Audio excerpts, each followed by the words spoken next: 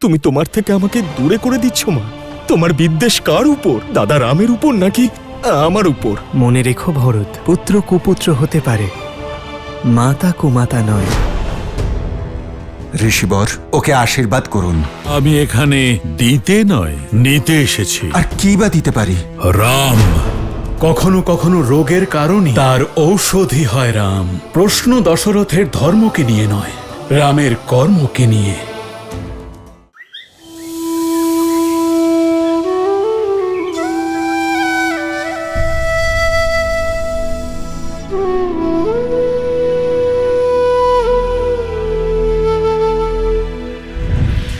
তুমিও তোমার চোখের মনির থেকে দূরে চলে যাবে। তোমার ধর্মরক্ষক পুত্রকে হারিয়ে যন্ত্রণাবিদ্ধ হয়ে মরবে তুমি। আমি আপনাকে নয়, রামকে চাই।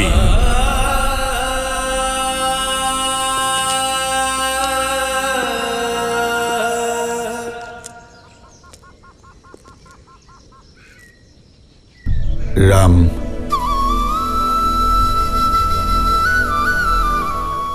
আমি আপনাকে জিজ্ঞেস করব না পিতা যে আপনার কি হয়েছে, কারণ আপনার কষ্ট আমি বুঝি। আমি জেনে খুশি হলাম যে তুমি আমার কষ্ট বোঝো। কিন্তু ব্রহ্মর্ষি বিশ্বামিত্র একজন পিতার থেকে নয়, একজন রাজার থেকে সাহায্য চাইতে এসেছিলেন। ভুলে যেও না যে রাজা হওয়ার পাশাপাশি আমি একজন পিতাও। রাজা হওয়ার অর্থ কি এই যে মানুষ তার পিতৃসত্তাকে সম্পূর্ণ ভুলে থাকবে? একজন মানুষ হওয়াটা কি তাহলে আমার অপরাধ, নাকি আমার পিতা হওয়া অপরাধ? যদি তুমি আমার স্থানে থাকতে, তবে কোন ধর্ম পালন করতে? আমি একজন পিতার ধর্ম পালন করতাম পিতা। নিজের পুত্রকে পরীক্ষার দিকে এগিয়ে দিতাম, যাতে সে আরো সুদৃঢ় হতে পারে। কিন্তু রাম, তুমি যাদের সঙ্গে যুদ্ধ করতে যাচ্ছ তারা রাক্ষস। আর যার জন্য যুদ্ধ করছি তিনি ব্রহ্মর্ষি বিশ্বামিত্র পিতা। আমি ওনার অনেক কাহিনী শুনেছি, যিনি একজন রাজা হয়েও ব্রহ্মর্ষি হবার মতো তপস্যা করতে পারেন, যার মধ্যে কাউকে সশরীরে স্বর্গে পাঠানোর সামর্থ্য আছে। তিনি সঙ্গে থাকলে সুরক্ষা নিয়ে কিসের চিন্তা? যার কাছে অসংখ্য দৈব অস্ত্র আছে, তিনি সমগ্র সংসার ছেড়ে যখন উনি আপনার পুত্রকে নিতে এসেছেন, তখন তার পিছনে অবশ্যই কোনো কারণ আছে পিতা। আপনি শুধু এটুকু মনে করুন, ব্রহ্মর্ষি বিশ্বামিত্রের আপনার পুত্রকে নয়, আপনার পুত্রের ব্রহ্মর্ষি বিশ্বামিত্রকে প্রয়োজন। কিন্তু রাম, ভরত চলে যাওয়ার সময় তুমি আমায় বলেছিলে তুমি আমার সঙ্গে থাকবে। আমি আপনার সঙ্গেই আছি পিতা, কারণ আমার দৃষ্টিতে মহারাজ দশরথ ধর্ম আর প্রতিশ্রুতি রক্ষার আর এক নাম, আর আমি সেই নামের সঙ্গে আছি।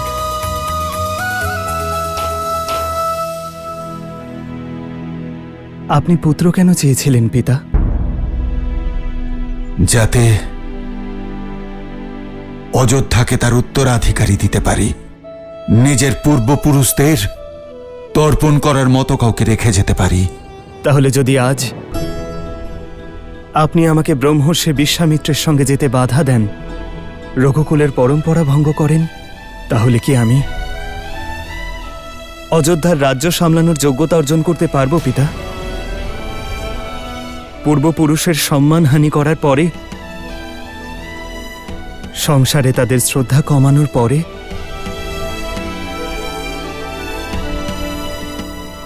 আমি কি তাদের শ্রাদ্ধ করতে পারবো পিতা? আমি আপনার পুত্র পিতা, আমার ধর্ম আপনার আদেশ পালন করা, কিন্তু আপনি রঘুবংশের রাজা, সিদ্ধান্ত আপনাকেই নিতে হবে আর আদেশ আপনাকেই দিতে হবে। তাহলে কি আমি ব্রহ্মর্ষি বিশ্বামিত্রের সঙ্গে তার সহায়ক হয়ে যাব, নাকি অযোধ্যায় থেকে রঘুকুলের মর্যাদা খণ্ডন হতে দেখব?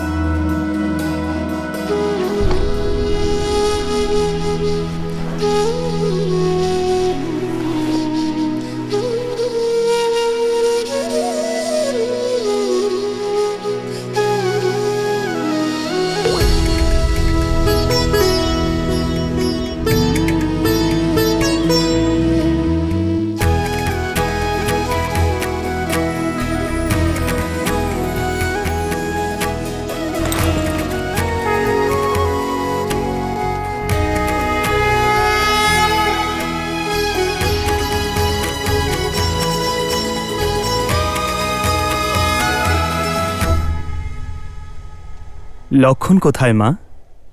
দাদাকে বিদায় জানাতে সে কি আসবে না? ও তোমার জন্য অস্ত্র আর শস্ত্র আনতে গিয়েছে পুত্র।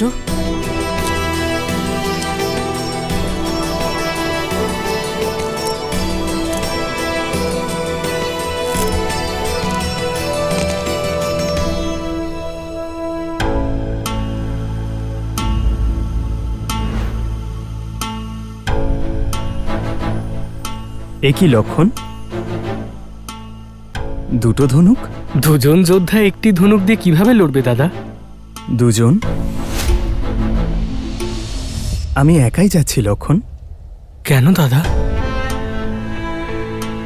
তুমি পিতার কথার মান রাখবে আর আমি আমার মা সুমিত্রাকে দেওয়া ওই কথা ভঙ্গ করব যে আমি সর্বদা তোমার ছায়া হয়ে থাকব?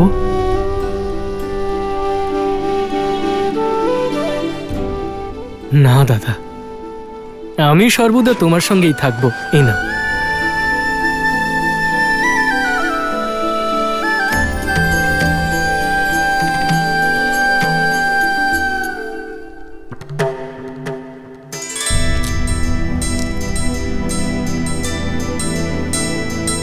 ক্ষমা করবেন গুরুদেব। আমি জানি যে আপনি পিতার কাছে শুধু দাদা রামকেই চেয়েছেন, কিন্তু আমি সবাইকে জানাতে চাই যে আমার দাদা রাম আর আমি ওনার অনুজ লক্ষণ একে অপরের থেকে ভিন্ন নই। উনি দেহ হলে আমি তার আত্মা।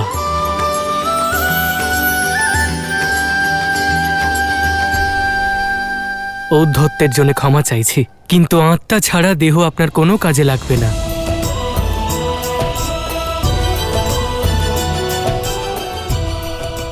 আশা করি আপনি আর পিতা আমাকে দাদার সাথে যাওয়ার অনুমতি অবশ্যই প্রদান করবেন।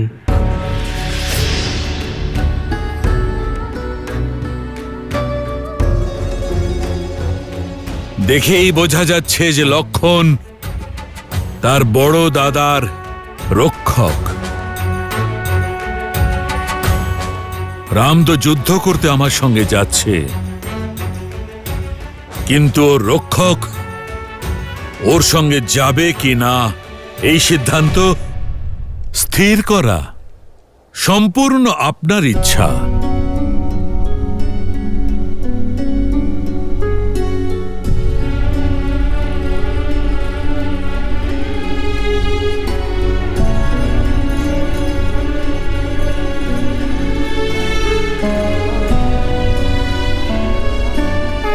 ব্রহ্মর্ষি, আমি আমার দুই পুত্রকে নয়, আমার প্রাণ আপনার হাতে সমর্পণ করলাম। আজ থেকে আপনি এদের মাতা পিতা।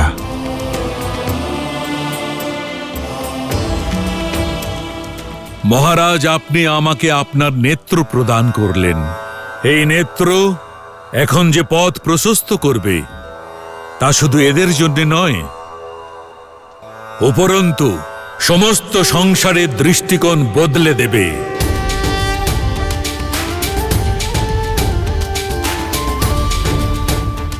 আপনি নিশ্চিন্ত থাকুন, আপনার দুই পুত্র আমার কাছে সুরক্ষিত থাকবে।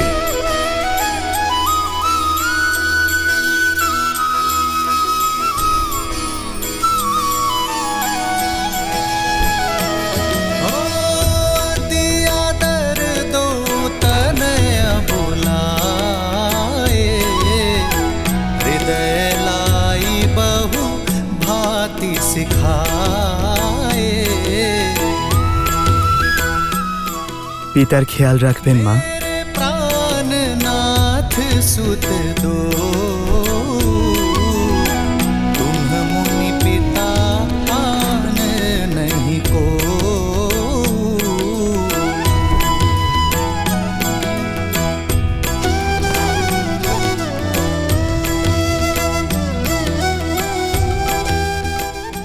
আমি লক্ষণের খেয়াল রাখবো সুমিত্রা মা।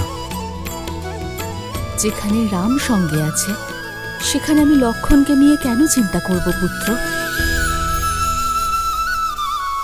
রঘুকুলের সম্মান রেখো।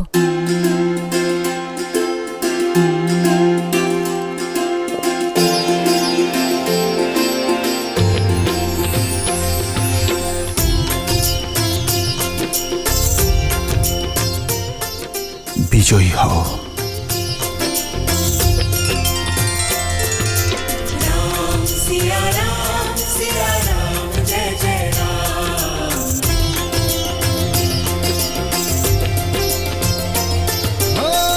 मंगल भवन मंगल हारी द्रवहु सुदशरथ अजर बिहार। নিজের খেয়াল রাখবেন পিতা।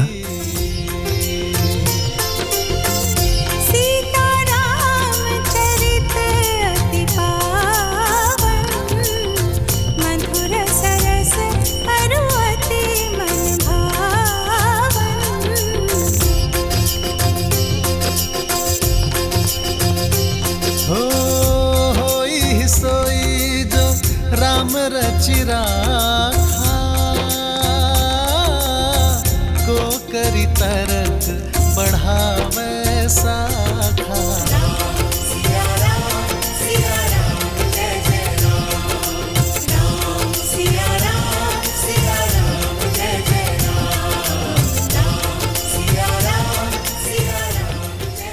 রাম, আমি তোমার অপেক্ষায় থাকবো পুত্র। জয়ী হয়ে ফিরে এসো। हो रघुकुल रीत सदा चलिया प्राण जाए पर वचन न जाई।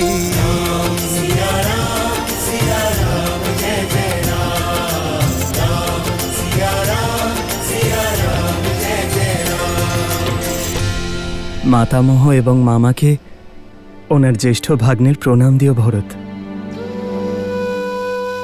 তোমার থেকে দূরে যেতে আমার মন চাইছে না দাদা। ভরত,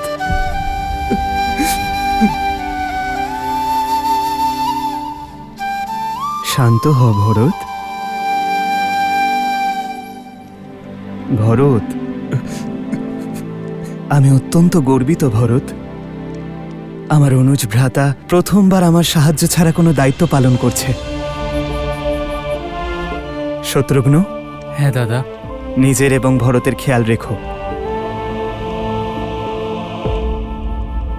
প্রস্থান করো ভরত। লক্ষণ,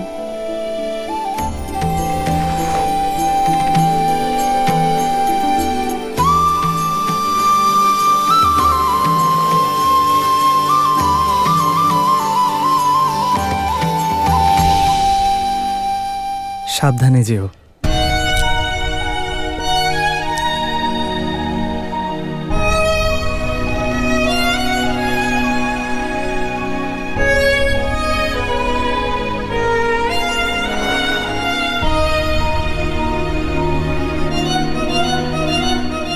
দাদা, ঋষি বিশ্বামিত্রের সঙ্গে যাওয়ার জন্য পরিবারের থেকে বিদায় নেওয়ার সময় তুমি একটুও কিছু ভাবনি, কিন্তু ভরত দাদা শত্রুঘ্নর থেকে বিদায় নেওয়ার সময় তোমার চোখ তো ওদের থেকে সরছেই না। কর্তব্য পালনের পথে বিদায়ও সুখকর হয় লক্ষণ। ছোট ভাইয়ের বড় হয়ে ওঠার আনন্দ তোমারও উপভোগ করা উচিত।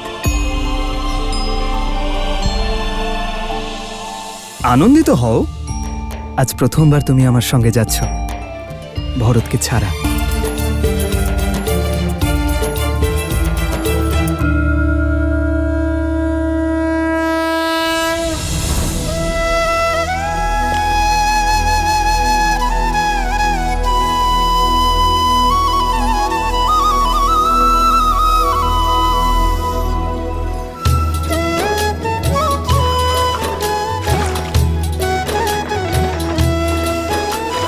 प्रियजन से दूर होना भारी मन का द्वंद, पर बिछड़ न कर्तव्य के लिए एक वीर का आनंद।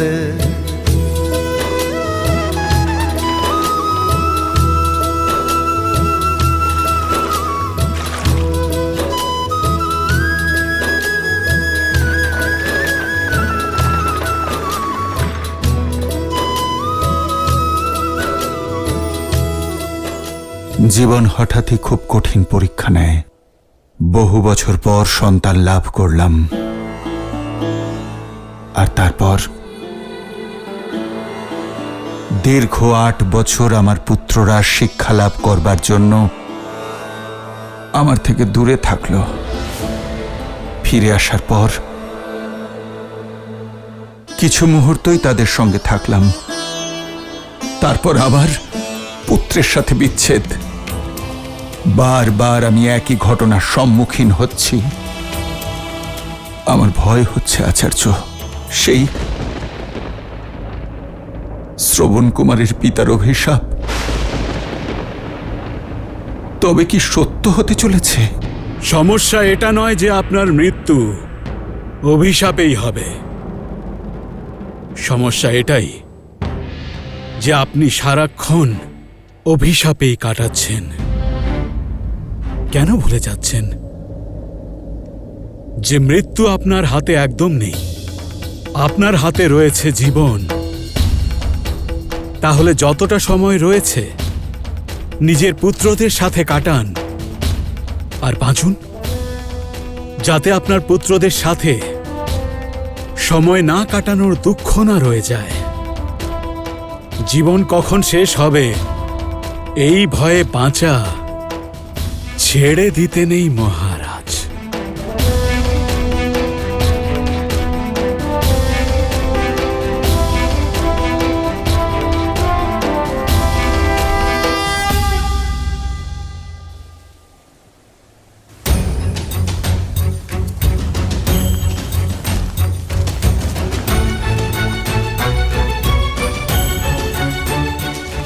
দাদা, দাদা শোনো না, তুমি কি জানো আমরা কোথায় যাচ্ছি?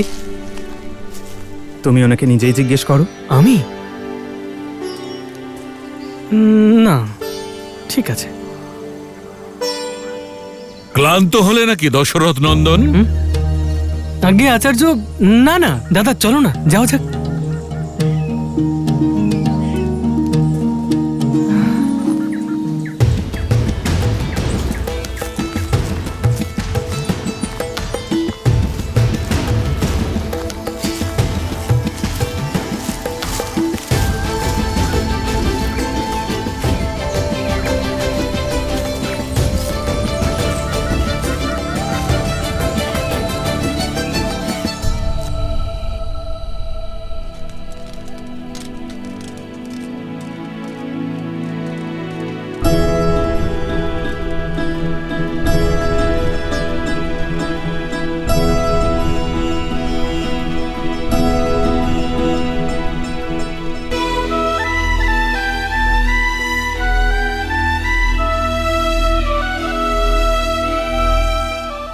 দাদা, সারাটা দিন ধরে আমরা হাঁটতে থাকি আর রাতে পাহারা দেওয়ার জন্য জেগে থাকি। না ভোজন আছে, না জল আছে। গুরুদেব আমাদের থেকে কি চান? কোনো কারণ অবশ্যই আছে লক্ষণ। কার্য যদি এত সরল হতো তাহলে ব্রহ্মর্ষি সুদূর অযোধ্যা যেতেন না।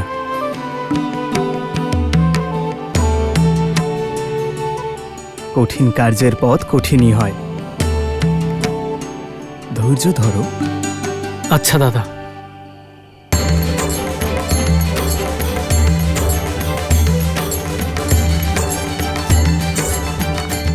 গুরুদেব, জলাশয়।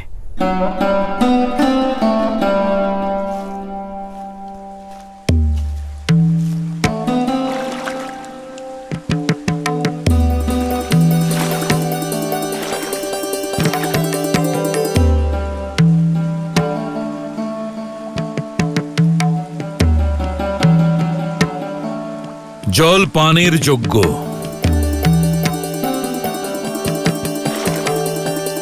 কিন্তু পান করতে পারবে না।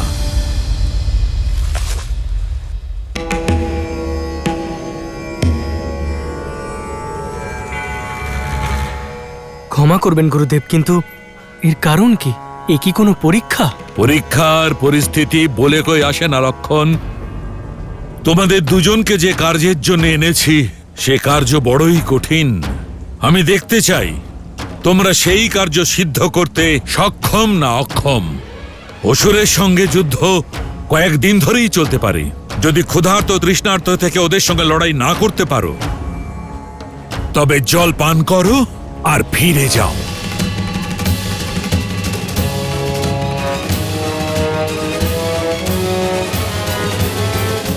শরীরের ক্ষুধাকে শারীরিক বল আর সক্ষমতা দিয়ে শান্ত করা যায় লক্ষণ। নিজ ইন্দ্রিয়গুলিকে বশে রাখতে হয়। যদি মহাদেব চান তাহলে আমরা 4 বোন একই গৃহে থাকব। ওরা অসুর, ক্ষুধা আর তৃষ্ণা ওদের বশে নেই। ওদের শরীর ক্ষুধার্ত হলে ওরা চুরি করে, ছিনতাই করে, লুট করে, নিজেদের মনের ক্ষুধা তৃষ্ণাকে অপরাধ করে শান্ত করে। এর অর্থ বুঝতে পারছো? বুঝেছি ব্রহ্মর্ষি। আমরাও যদি একই দোষ করি তাহলে আমরা বিজয়ী হতে পারবো না। তাই আমাদের ক্ষুধা এবং তৃষ্ণাকে নিয়ন্ত্রণ করতে হবে, তাই তো? আমরা প্রস্তুত ব্রহ্মর্ষি। আমার লক্ষণ বড় বীর, খুব সহনশীল। আপনার মনোভাব বুঝতে পারেনি তাই একটু ধৃষ্টতা করে ফেলেছে। ওকে ক্ষমা করে দিন। হ্যাঁ গুরুদেব, আমি আপনাকে কথা দিচ্ছি যে আমি ক্ষুধা আর তৃষ্ণা দুই সহ্য করার জন্য প্রস্তুত। শরীরের ক্ষুধাকে শারীরিক বল আর সক্ষমতা দিয়ে শান্ত করা যায় লক্ষণ, কিন্তু মনের তৃষ্ণা মেটানোর জন্য মনের মধ্যে করুণা জাগ্রত করতে হয়। নিজ ইন্দ্রিয়গুলিকে বশে রাখতে হয়। করতে পারবে?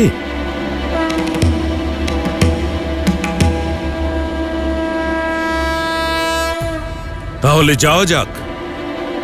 গন্তব্যে পৌঁছতে আমাদের আরো 4 দিন লাগবে।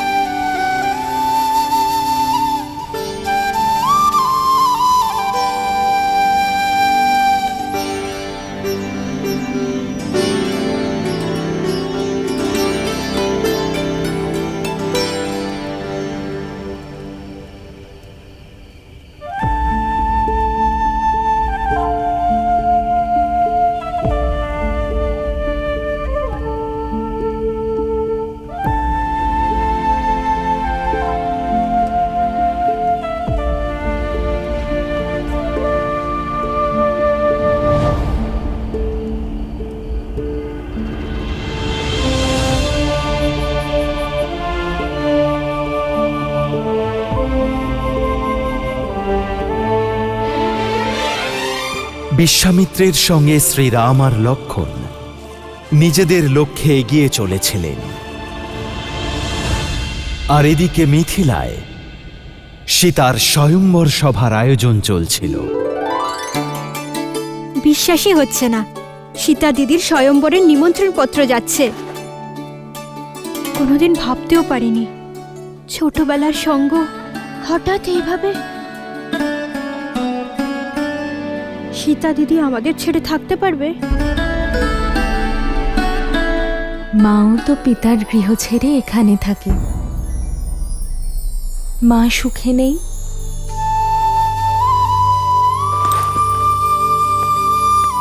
দিদি বলছি, চলো না আমরা পাশা খেলি। এই সময়? যতটুকু সময় এখানে আছো খেলে নাও না দিদি। তুমি শ্বশুর বাড়িতে চলে গেলে আমরা তিনজন কার সঙ্গে খেলবো?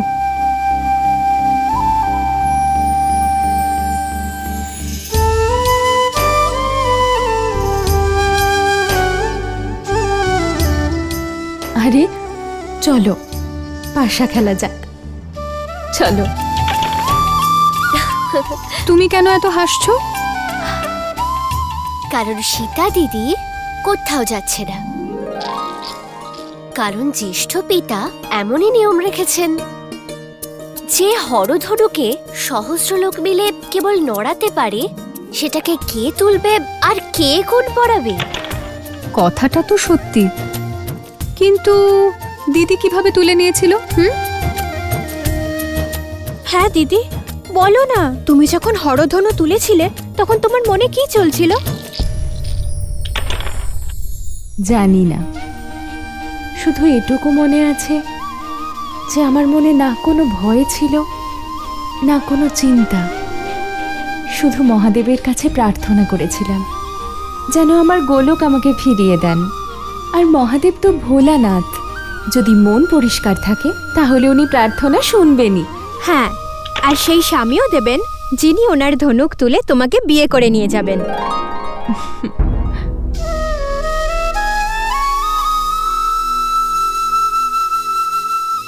আচ্ছা, সমগ্র ভারত থেকে রাজকুমারেরা আসবেন কিন্তু, তাই তোমরা তিনজনও ভেবে নাও তোমাদের কিরকম স্বামী চাই।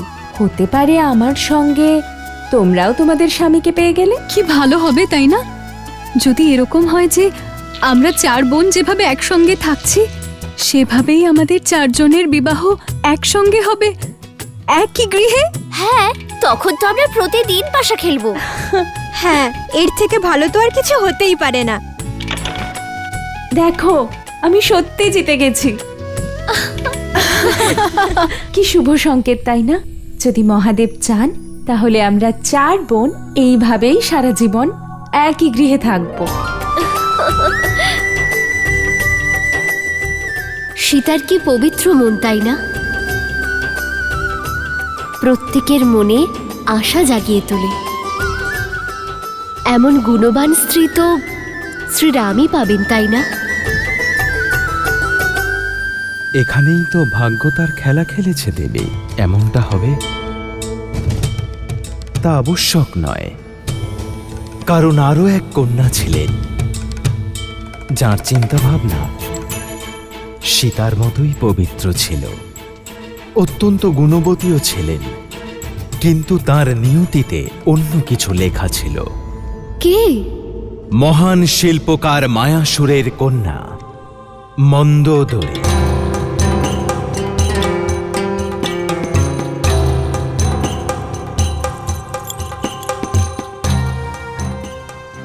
অনেক দিব্য অস্ত্রের নির্মাণ করেন মায়াসুর, আর তার মধ্যে একটি ছিল অত্যন্ত শক্তিশালী।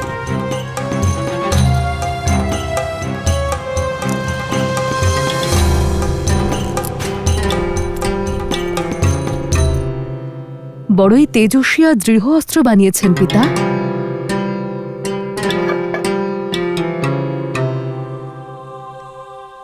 বিশেষ কারোর জন্য বানিয়েছেন? হ্যাঁ মা, সমগ্র সংসারের সবথেকে শক্তিশালী অস্ত্র এটা, যার প্রহার ইন্দ্রর বজ্রকেও বিফল করতে পারে। আর জানো কার জন্য বানিয়েছি এটা?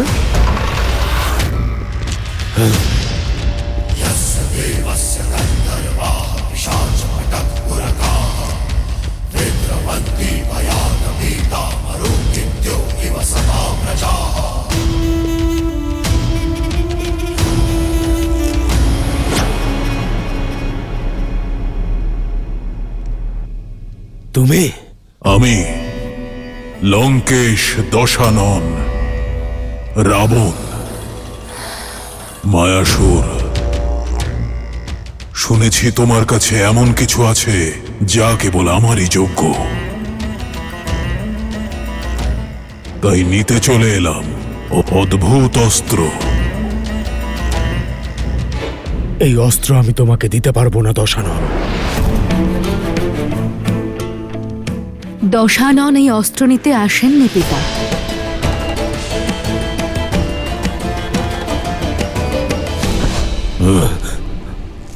অদ্ভুত, যেমন শুনেছিলাম ঠিক তেমনই। চোখে তেজ, কণ্ঠে দৃঢ়তা, রূপে অগ্নি, আর বুদ্ধিতে তীক্ষ্ণতা।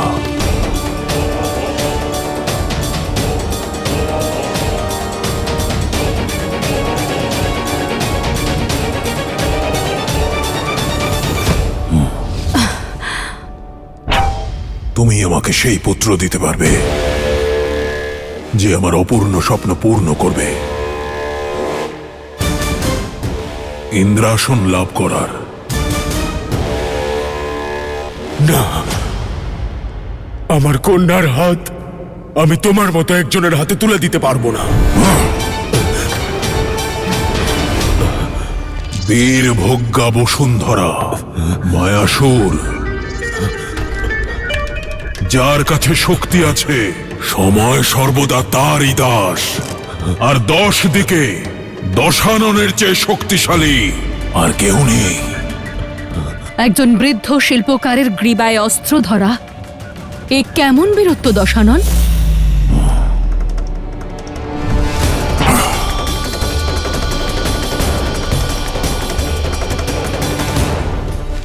ভয় করে না তোমার রাবণের সামনে এই ধরনের কথা বলতে?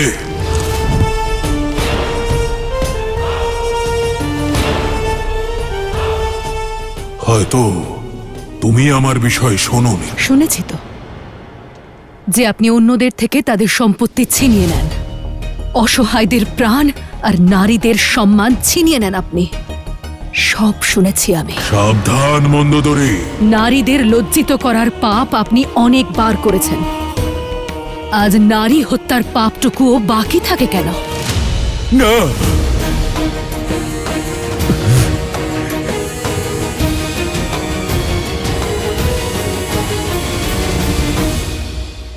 তুমি তোমার শক্তির দ্বারা, নিজের জেদের দ্বারা নিয়তির লেখা পরিবর্তন করতে পারবে না রাবণ। আমার দৃষ্টি পড়ে গেছে রাবণ। মূর্খ, আজ থেকে তুমি এখানেই আমার পায়ের তলায় থাকবে।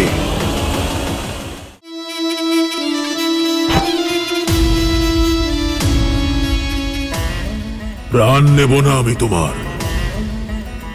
সুন্দরী নারীদের প্রাণ নিতে নেই, বরং তাদের জন্য প্রাণ উৎসর্গ করতে হয়। মায়াসুর, তোমার কন্যাকে আমি নিলাম, আর এই বর্ষা বিবাহের যৌতুক রূপে গ্রহণ করলাম। অস্ত্র ছিনিয়ে নেওয়া যায় দশানন, কিন্তু কন্যার হাত চেয়ে নিতে হয়। কোনো বস্তু নই আমি। সম্মান দিয়ে, ভদ্রভাবে আমার পিতার কাছে অনুমতি চান।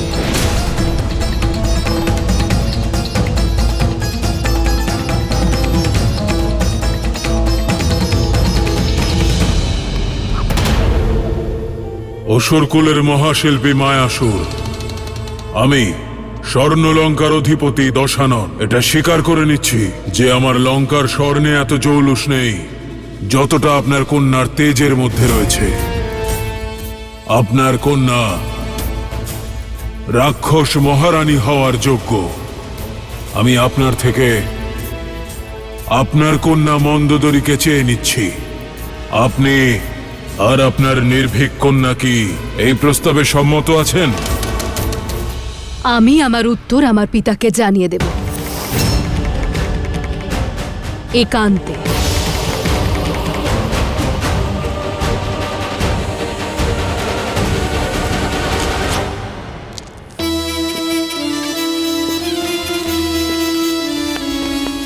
পিতা, পিতা, উঠুন, উঠুন পিতা। কন্যা, তুমি এমন করো না। পিতা, উনি দশানন। উনি চাইলে সবকিছু ধ্বংস করে দিয়ে আমাকে বলপূর্বক এখান থেকে নিয়ে যেতে পারেন। তার থেকে তো ভালো হয় যে আমি সম্মানের সঙ্গে এখান থেকে যাই। পিতাকে রক্ষা করার জন্য তুমি তোমার নিজের জীবন একজন পাপীর হাতে তুলে দিচ্ছ। কি দুর্ভাগ্য আমার। না না পিতা, এটা কোনো সমস্যা নয়, এটা সুযোগ। কাউকে সঠিক পথ দেখানোর জন্য তার হাতটা ধরা প্রয়োজন। রাক্ষস জাতির মঙ্গলের জন্য আমাকে এ কাজ করতেই হবে। রাবণকে সঠিক পথে নিয়ে আসা অসম্ভব। জানি আমি। বর্তমান তো বদলাতে পারবো না পিতা, কিন্তু ভবিষ্যৎ পরিবর্তনের চেষ্টা তো করতে পারি। দশাননের হবু সন্তানকে, রাক্ষসদের পরবর্তী প্রজন্মকে তো আমি পথ দেখাতে পারি। রাক্ষসদের পরবর্তী প্রজন্ম যেন ধর্মের পথে চলে, সেইটুকু চেষ্টা তো আমি করতেই পারি পিতা। আমাকে অনুমতি দিন পিতা।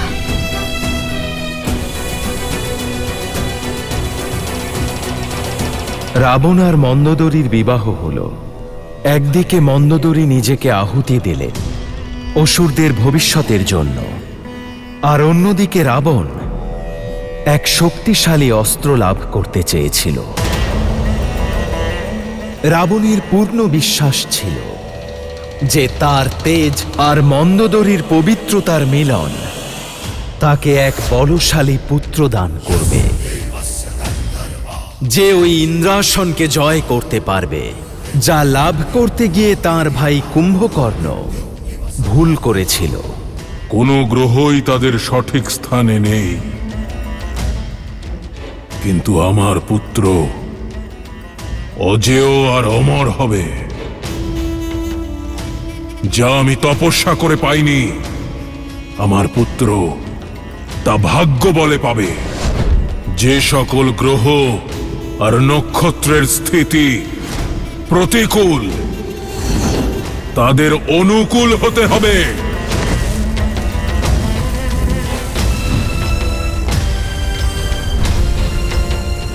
এটাই হলো লঙ্কেশের আদেশ। সূর্যদেব প্রথম কক্ষে, চন্দ্রদেব দ্বিতীয় কক্ষে,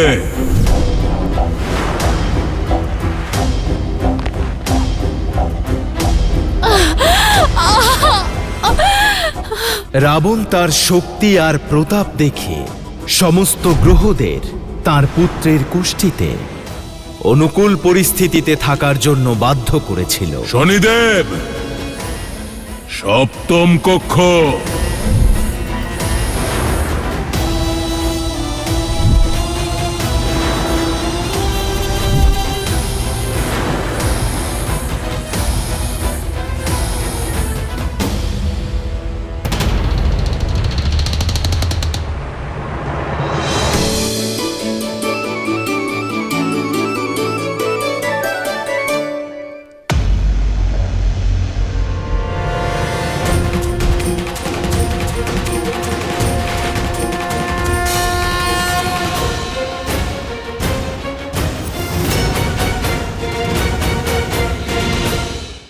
এই বন তো ভীষণই ভয়ঙ্কর। অবশ্যই এই স্থান রাক্ষসদের গড়। রাক্ষসদের নয়, রাক্ষসী।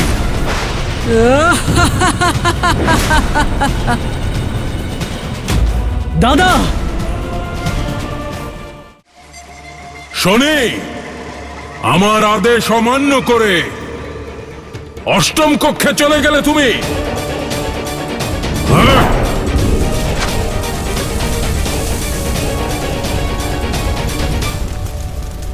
তুমি তোমার শক্তির দ্বারা, নিজের জেদের দ্বারা নিয়তির লেখা পরিবর্তন করতে পারবে না রাবণ। তোমার পুত্রের কুষ্ঠিতে আর তোমার উপর আমার দৃষ্টি পড়ে গেছে রাবণ। মূর্খ,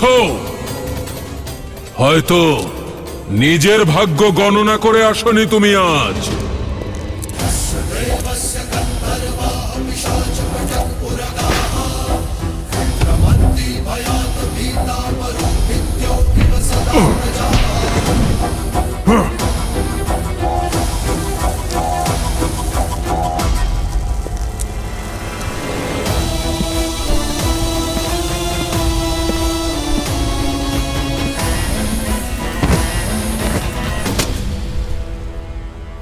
আজ থেকে তুমি এখানেই আমার পায়ের তলায় থাকবে, আর সর্বদা তোমার দৃষ্টি নিচের দিকে থাকবে, যাতে চোখ তুলে না লঙ্কাকে দেখতে পাও আর না লঙ্কাপতির পুত্রকে।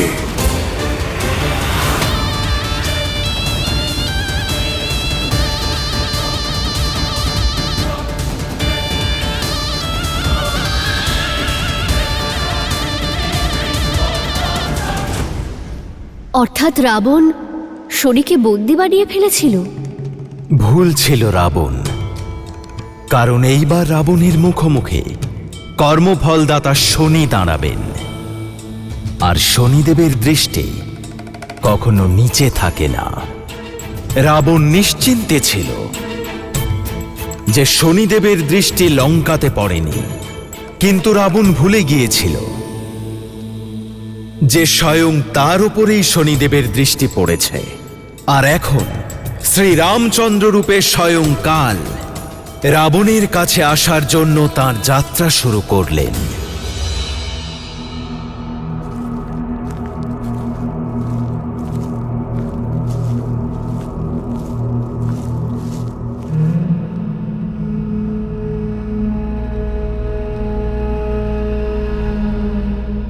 এই বন তো ভীষণই ভয়ঙ্কর।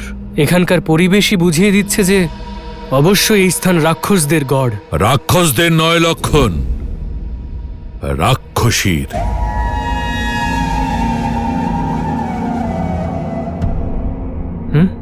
আমি তোমাদের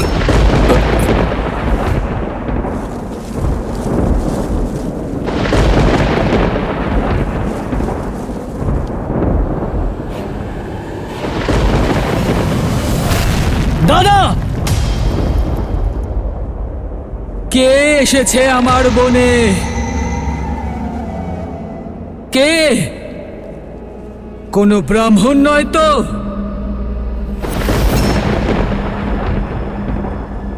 ব্রাহ্মণ? আমি সাবধান করেছিলাম, এই বনে ঋষিদের আসা বারণ।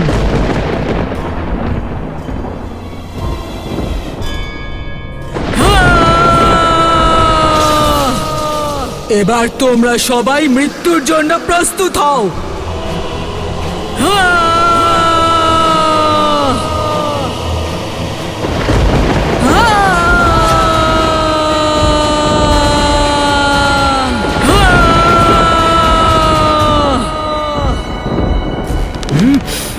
দাদা, প্রহার করার আজ্ঞা দাও।